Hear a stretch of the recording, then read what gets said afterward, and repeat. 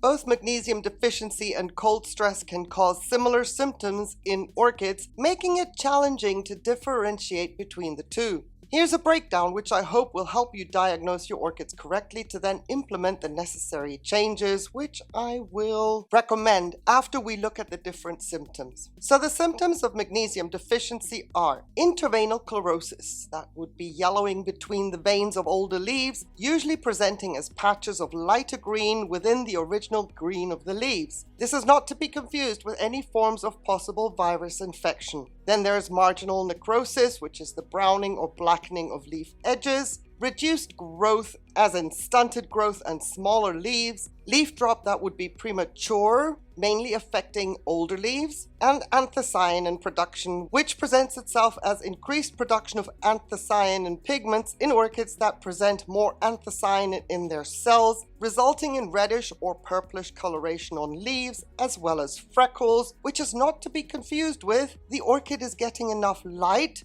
that can manifest itself in a very similar fashion. So in contrast to that, the cold stress symptoms are chilling injury, which comes as visible damage to leaves, such as browning, blackening, or water-soaked spots.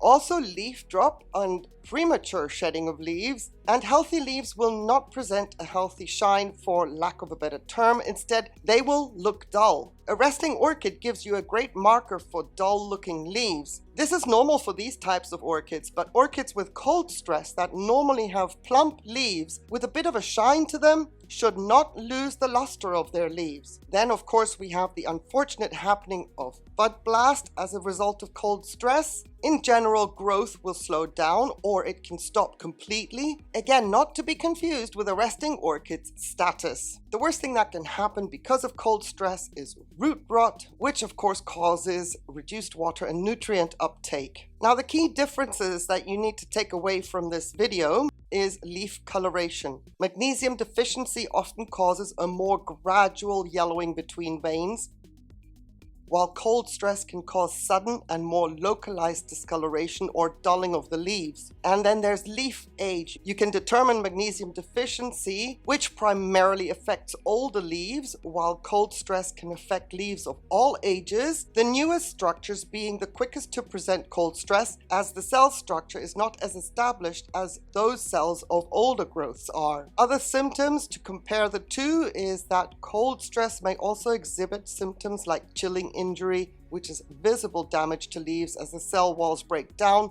and of course bud blast, which we've just mentioned, these two symptoms being less common in magnesium deficiency. So the reason I just wanted to make this video is because there is an overlap between some of the visual symptoms, such as leaf drop and reduced growth, and these can occur for both cold temperatures and magnesium deficiency. They're not exclusive of each other either. They can happen at the same time on the same structure. For that reason, accurate diagnosis can be challenging. So in order to be able to come to a conclusion as to what you are seeing happening with your orchid, consider the recent temperature history in the orchid's environment, its overall health, and the specific pattern of leaf discoloration. Once diagnosed, and depending on the conclusion, either raise the ambient temperature of your orchid's environment, and if that's not possible, try to find a warmer location for your orchid. And in the case of magnesium deficiency, apply an Epsom salt soak for the next watering. The step-by-step guide on how to dose an Epsom salt nutrient soak correctly video is linked in the description of this video to make life easier and faster for you to find and apply. Know that the comments section is there for a reason. In case you are struggling with the correct diagnosis for your orchid,